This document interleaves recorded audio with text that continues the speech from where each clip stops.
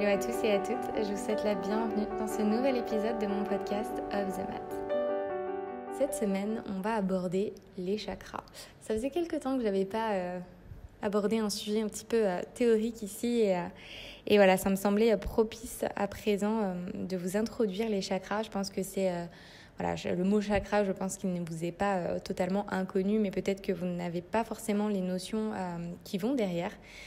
Donc c'est justement tout l'intérêt de cet épisode. Donc vous êtes au bon endroit si vous avez envie de comprendre ce que sont les chakras, d'où viennent les chakras et quel est l'intérêt de les équilibrer dans notre corps. Alors tout d'abord, le terme chakra, c'est un terme sanskrit qui signifie littéralement roue ou disque et qui va venir faire référence aux 7 centres énergétiques qu'on va retrouver dans notre corps. Chacun de ces centres énergétiques corrèle avec une partie de notre corps qui va être située le long de la colonne vertébrale. Ces chakras sont représentés avec des pétales et chaque chakra a un nombre spécifique de pétales. Notre corps est constitué de nadis. Donc les nadis, c'est des canaux énergétiques. On compte au moins 72 000 nadis, mais il y en aurait plusieurs dans notre corps. Donc je parle au conditionnel parce que c'est que des notions subtiles qui sont liées à l'aspect énergétique et spirituel du corps. Donc c'est pas des choses qu'on peut voir à l'œil nu. Donc voilà, on compterait 72 000 nadis, mais il y en aurait beaucoup plus. Ces nadis se situent au niveau donc, de notre pranamaya kosha. Donc, si vous vous rappelez de l'épisode précédent où je parlais de nos enveloppes corporelles, pranamaya kosha, c'est l'enveloppe qui est faite de notre énergie vitale et qui va animer notre corps physique ou notre corps grossier. Certains de nos nadis sont qualifiés de grossiers parce qu'ils vont être perceptibles au niveau physique. C'est le cas notamment des artères, des veines ou encore des nerfs. Mais le corps est pas fait uniquement de chair. Il est aussi traversé par d'autres nadis qui sont beaucoup moins perceptibles, qu'on appelle des canaux énergétiques qui sont dits subtils, qui sont des réseaux de distribution de notre énergie interne, notre prana. Et parmi ces réseaux subtils, on va en compter 3 principaux qui vont constituer l'armature de notre corps physique. Et c'est sur ces 3-là qu'on va s'arrêter un instant pour comprendre justement comment se créent nos centres énergétiques, comment se créent nos chakras au niveau de notre corps. Donc ces 3 réseaux subtils sont appelés Ida, Pingala et Sushumna. Si on visualise le corps face à nous, Sushumna va s'étendre sur une ligne verticale qui en fait est de l'épaisseur vraiment d'un cheveu, donc c'est vraiment très très très fin. Donc Sushumna va s'étendre du sommet du crâne jusqu'à notre plancher pelvien, dans toute la colonne vertébrale au niveau de la moelle épinière. C'est le lieu de passage de notre Kundalini. La Kundalini, c'est notre énergie spirituelle latente qui est considérée comme l'expression énergétique de la puissance divine et qui est représentée sous la forme d'un serpent qui est lové à la base de notre coccyx. Sushumna, c'est l'énergie qui va renvoyer une énergie neutre qui au final correspond à l'équilibre entre notre énergie lunaire, notre énergie féminine, et notre énergie solaire, notre énergie masculine. Ida va être située sur le côté gauche de notre corps et va prendre son siège au niveau de notre premier chakra. Donc je vais venir par la suite, je vais vous décrire les différents chakras, mais au niveau du premier chakra qu'on appelle Muladhara, qui est situé au niveau du plancher pelvien. Donc Ida va remonter sur tout le côté gauche de la colonne vertébrale et va irriguer l'hémisphère droit de notre cerveau, qui est responsable de la créativité, notre cerveau droit. Et Ida va ensuite aboutir dans la narine gauche. Donc je récapitule. Ida est situé au niveau du plancher pelvien. Il remonte à gauche de la colonne vertébrale, irrigue l'hémisphère droit du cerveau pour ressortir par la narine gauche. Ida va régir tout ce qui est force mentale, tout ce qui est capacité d'intériorisation. Il véhicule l'énergie négative, lunaire et féminine, l'énergie du yin. C'est une énergie qui est qualifiée de froide et d'ascendante et elle va être représentée par la couleur bleue. Ida est reliée au système nerveux parasympathique, donc la finalité principale, ça va être de ralentir les fonctions du corps. Ida renvoie aux éléments terre et eau et représente notre subconscient. Il nous libère de nos émotions qui vont être à l'origine de nos désordres psychiques. Donc voilà, vous savez, quand j'ai parlé un petit peu d'Ayurveda, que tout ce qui était émotionnel était lié à l'aspect psychique mais aussi physique. Quand on va avoir un déséquilibre, on va généralement se réfugier dans un état d'esprit passif qui va être tourné vers le passé. Enfin, Pingala. Donc Pingala, à l'inverse, va être situé sur le côté droit du corps et prendre son siège également donc, au niveau du premier chakra Muladhara, donc au niveau de notre plancher pelvien. De son côté, Pingala va remonter sur le côté droit de la colonne vertébrale, vous l'aurez compris, pour irriguer l'hémisphère gauche de notre cerveau et qui va aboutir dans la narine droite. Pingala régit nos capacités de raisonnement, d'analyse et de logique. Et il va véhiculer tout ce qui est énergie positive, solaire et masculine, donc l'énergie du yang. C'est une énergie qui est qualifiée à l'inverse de chaude et de descendante et elle est représentée par la couleur rouge. Elle est reliée à notre système nerveux sympathique, dont la finalité principale c'est d'accélérer les fonctions du corps et qui va stimuler donc notre activité musculaire en libérant notamment tout ce qui est adrénaline et qui va orienter la conscience vers le monde extérieur. Pingala renvoie aux éléments feu et air et il permet d'augmenter la chaleur du corps et de contrôler l'énergie digestive. Sushumna, c'est une énergie qui reste fermée en permanence. Donc notre énergie vitale, notre prana, ne circulerait que par Ida et par Pingala. Donc maintenant qu'on a bien compris qu'on avait des nadis dans notre corps, qu'on avait l'existence de ces 3 canaux subtils que sont Ida, Pingala et Sushumna, on peut maintenant comprendre que Ida et Pingala s'enroulent autour de la colonne vertébrale et que à chaque point de rencontre entre Ida, Pingala et Sushumna va se créer, je pense que vous l'aurez compris, un centre énergétique, un chakra. Il existe donc 7 chakras principaux, c'est-à-dire 7 points de rencontre entre Ida, Pingala et Sushumna, qui sont en remontant du plancher pelvien jusqu'au crâne, Muladhara, notre premier chakra, Svadhisthana, Manipura, Anahata, Visuddhi, qu'on retrouve aussi sous le nom de Vishuddha, ensuite Ajna et pour terminer, Sahasrara.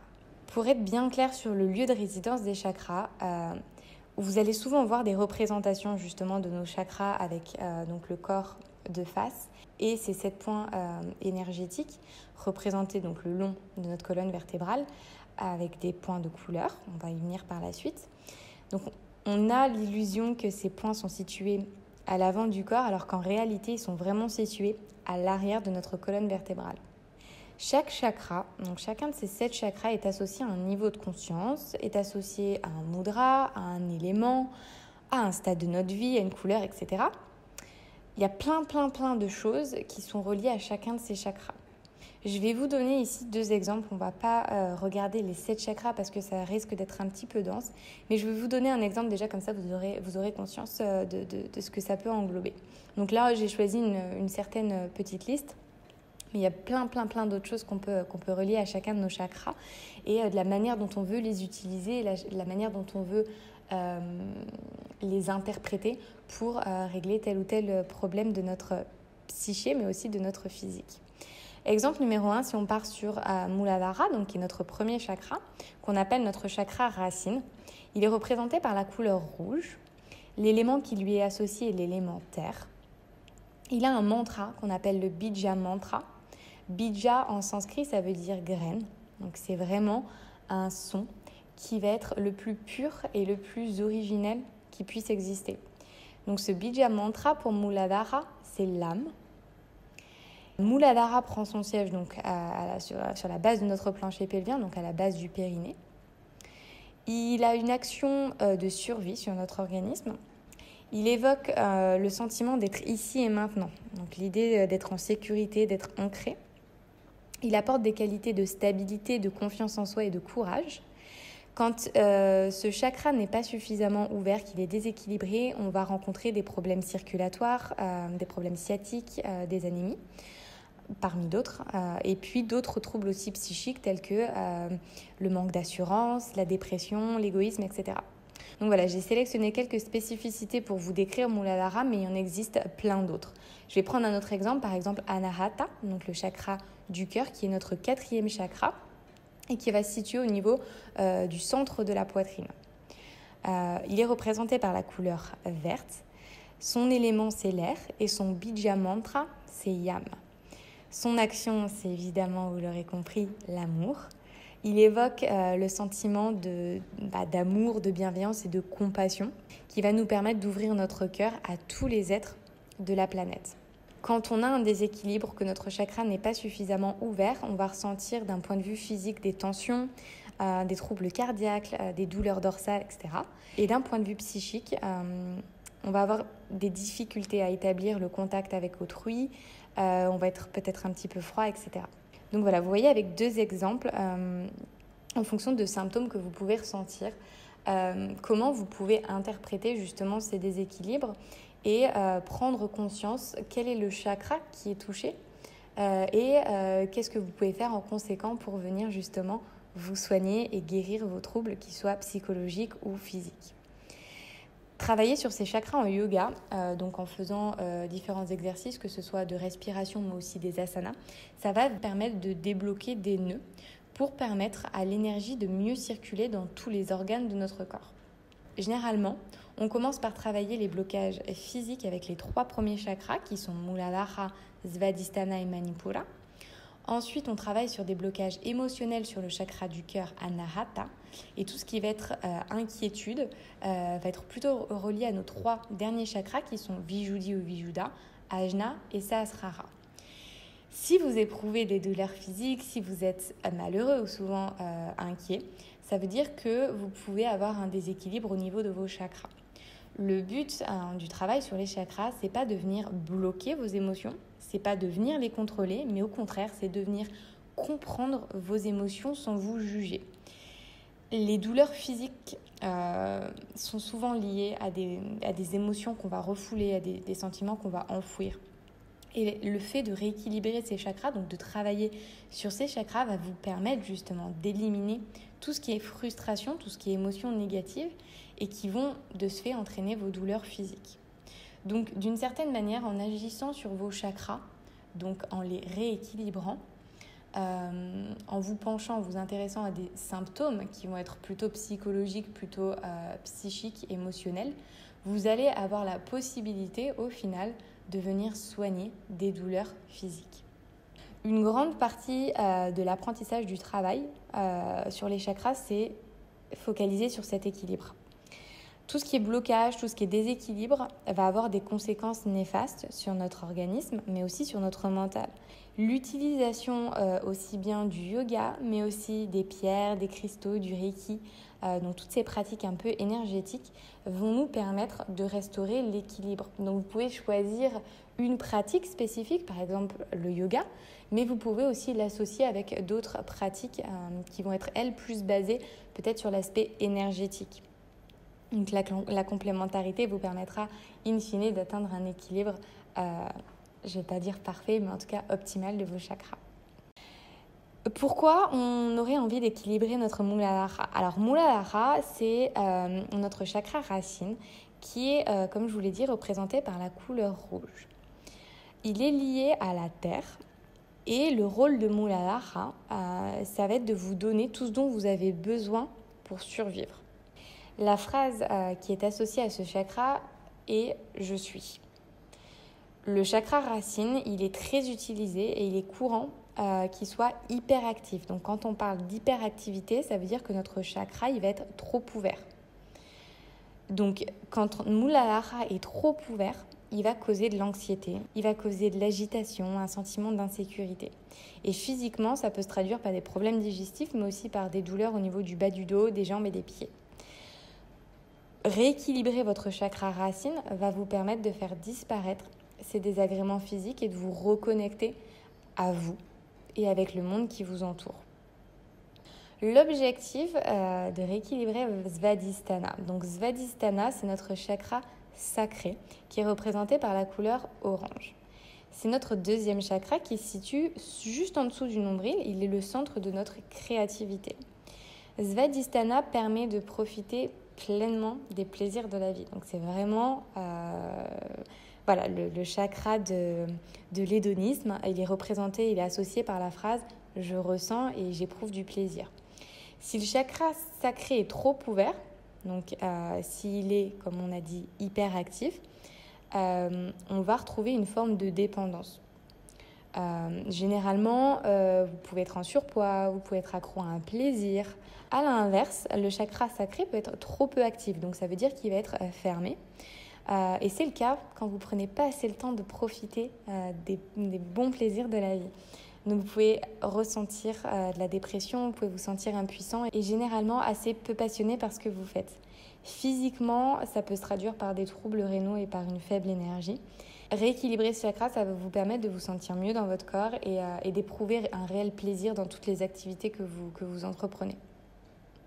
Troisième chakra, notre chakra solaire Manipura, qui est représenté par la couleur jaune. Donc c'est le chakra du plexus solaire qui va se situer 2 doigts au-dessus du nombril. Donc presque envie de dire au niveau du bas des côtes, donc en dessous de la poitrine. Il est lié à la confiance en soi et à la volonté d'agir.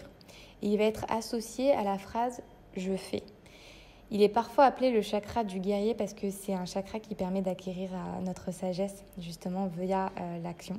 Ce troisième chakra peut également être hyperactif, donc trop ouvert. Dans ce cas-là, vous allez ressentir de la colère, vous allez avoir envie de contrôler les faits et les gestes des autres et souvent ressentir un petit peu un manque d'empathie parce que vous allez être vraiment trop dans l'action. Physiquement, vous pouvez souffrir justement d'une mauvaise digestion et de tension nerveuse. Et à l'inverse, ce chakra peut aussi être sous-développé, donc fermé. Et à ce moment-là, vous allez être plutôt indécis et assez peu sûr de vous. Donc en travaillant sur ce troisième chakra, vous allez vous permettre déjà de vous débarrasser de vos problèmes digestifs, mais aussi et surtout de reprendre confiance en vous. Donc vous voyez, c'est toujours lié. Quand on rééquilibre un chakra, certes on règle des problèmes psychiques et mentaux, et nécessairement ça va avoir un impact sur tous nos symptômes physiques. Ensuite, notre chakra du cœur, donc Anahata. Pourquoi on a envie de travailler, de rééquilibrer notre Anahata chakra? Alors le chakra du cœur, il est représenté par la couleur verte et il va être situé au niveau de notre cœur, donc au milieu de notre poitrine. Il est lié à la gentillesse, à la compassion, à la bienveillance. Et la phrase qui lui est associée, c'est « j'aime » ou « je m'aime ». Donc c'est vraiment tout ce qui est émotion, attache, affect, etc. C'est vraiment le centre de nos points énergétiques parce qu'il va faire le lien entre les chakras du bas et les chakras du haut. Donc nos 3 chakras en bas et nos 3 chakras en haut. Au milieu, on retrouve Anahata. Quand notre chakra du cœur est trop actif, c'est-à-dire qu'il est trop ouvert, vous allez avoir tendance à vous oublier et à faire passer les besoins des autres avant les vôtres. Physiquement, ça peut se traduire justement par des brûlures d'estomac, des palpitations, un rythme cardiaque qui est un petit peu trop élevé. Mais chez la plupart des gens, Anahata, c'est un centre énergétique qui va plutôt avoir tendance à être sous-actif et à être fermé. Parce qu'on a tous vécu, vous savez, des chagrins d'amour, des déceptions dans nos relations, qu'elles soient amicales, personnelles, professionnelles, amoureuses. Du coup, on va avoir tendance à avoir du mal à se rapprocher de quelqu'un. C'est généralement ce qu'on observe chez la majorité des personnes.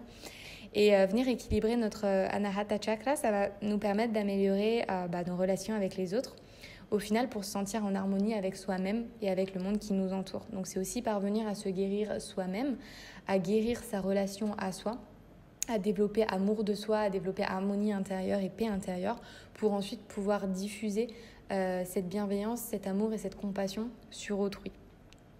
Ensuite, Visuddhi, qui est notre chakra de la gorge, il est représenté, lui, par la couleur bleue. Et il va être, lui, associé à la communication et à tout ce qui va être extériorisation de nos émotions, donc ce qui va être expression personnelle. Sa phrase, c'est « je parle, je m'exprime ». Ce point énergétique, il va être déséquilibré si vous avez tendance à beaucoup trop parler. Si vous avez tendance à couper la parole aux autres ou à parler plus fort que les autres sans vraiment les écouter, donc ça veut dire que votre Visuddhi chakra, il est vraiment fermé. D'un point de vue physique, vous pouvez souffrir de maux de gorge, d'infections fréquentes, d'aphtes, de caries, donc tout ce qu'on retrouve au niveau de la bouche. Et si ce chakra, à l'inverse, il va être sous-développé, donc s'il est fermé, vous serez considéré plutôt comme quelqu'un d'assez timide. Et vous avez souvent l'habitude de ne pas faire trop entendre votre voix, pas avoir vraiment envie d'exprimer votre vérité, et vous avez beaucoup de mal à exprimer vos émotions. Le fait d'équilibrer ces chakras, ça va vous permettre de vous exprimer clairement, avec amour, avec gentillesse, avec respect envers les autres, donc de vraiment trouver naturellement la bonne manière de communiquer l'information, le message que vous avez envie de communiquer à autrui. Notre sixième chakra, c'est Ajna, notre troisième œil. Il est représenté par la couleur indigo ou par la couleur violet. Il est situé entre nos deux sourcils, donc juste au milieu du front. Et il est associé à notre intuition, à notre clarté et à notre prise de conscience. Sa phrase, c'est « je vois ». Vous allez être quelqu'un qui a un peu de mal à vivre votre expérience humaine et vous allez systématiquement chercher des solutions surnaturelles à tout ce qui vous entoure. Vous allez vraiment accorder dans votre quotidien une importance fondamentale au tirage des cartes du tarot, par exemple, et vous croyez fermement en l'astrologie et l'astrologie régit votre vie, régit vos décisions. Donc si vous êtes un peu ce type de personne, c'est que votre Ajna chakra va être beaucoup trop ouvert. Mais la plupart du temps, Ajna est souvent sous-actif, donc souvent trop fermé. Et généralement, ces deux derniers chakras, donc Ajna et Sahasrara, qu'on va voir par la suite, c'est les plus difficiles à ouvrir parce qu'ils s'attachent au spirituel, à notre subconscient, à notre inconscient. Si vous avez globalement besoin systématiquement de raisons pragmatiques et de démonstrations assez terre-à-terre pour prendre vos décisions, ça veut dire que votre sixième chakra, donc Ajna, est sous-développé, ça veut dire qu'il est fermé. En équilibrant votre troisième œil, vous êtes plus en phase avec le monde physique et matériel, mais aussi avec le monde psychique sans que cela ne vous submerge. Ça veut dire que vous êtes à la fois ancré dans le monde réel, vous vivez de façon réaliste, vous êtes vraiment ancré dans la terre, mais vous avez quand même cette ouverture d'esprit à tout ce qui va être justement monde un peu spirituel, mais sans pour autant vous y attacher foncièrement. Donc, vous croyez en toutes ces notions, mais ce n'est pas quelque chose qui va vraiment régir votre vie. Dernier chakra, donc on appelle notre chakra coronal ou notre chakra couronne, Sahasrara. Sahasrara, il est situé donc au sommet du crâne, il est représenté par la couleur blanche ou par la couleur cristal. C'est un chakra qu'on ne va pas décrire tout simplement parce qu'on a du mal à le décrire. C'est très difficile à expliquer ce que représente Sahasrara, mais c'est un chakra qui est associé à la connaissance. Donc sa phrase, c'est « je comprends ». C'est impossible que ce chakra soit surdéveloppé, donc qu'il soit très ouvert. Les êtres humains pourront simplement espérer atteindre un niveau d'équilibre de ce chakra. C'est un chakra qui est très difficile à harmoniser, mais vouloir l'équilibrer, ça va nous permettre de vivre de façon plus sereine notre expérience humaine. Équilibrer ce septième chakra, ça nous permet notamment de vaincre la peur de la mort, par exemple, ou tout ce qui est souffrance, en accédant justement à notre inconscient et à notre subconscient.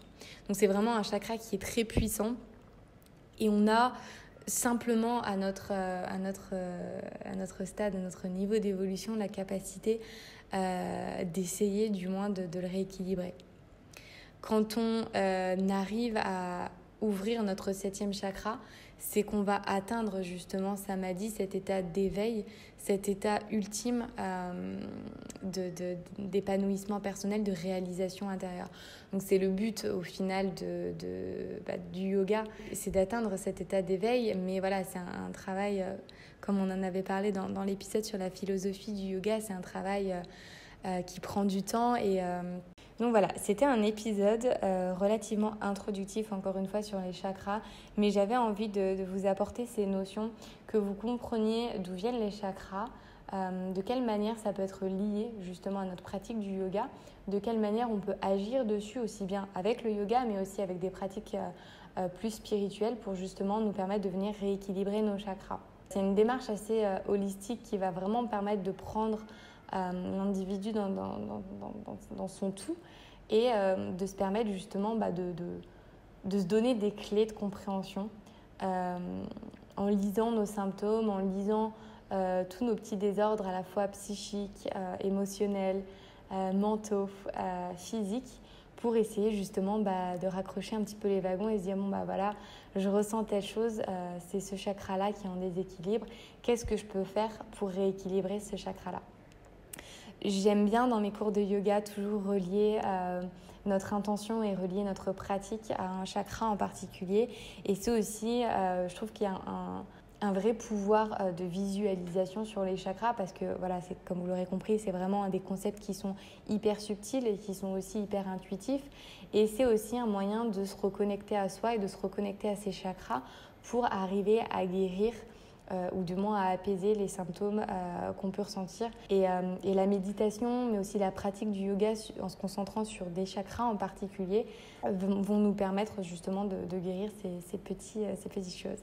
Il y a certaines postures de yoga évidemment qui vont être plus appropriées quand on va vouloir venir rééquilibrer un chakra en particulier. Vous pouvez aussi comprendre, maintenant que vous avez acquis ces premières connaissances sur les chakras, comprendre pourquoi, quand vous réalisez telle posture, vous ressentez tel apaisement à tel niveau de votre mental ou de votre corps. Voilà, j'espère que ce nouvel épisode vous aura plu, qu'il vous aura appris des choses. Encore une fois, n'hésitez pas si vous avez des questions. Et puis je vous retrouve à très bientôt dans un nouvel épisode de ce podcast Off the Mat.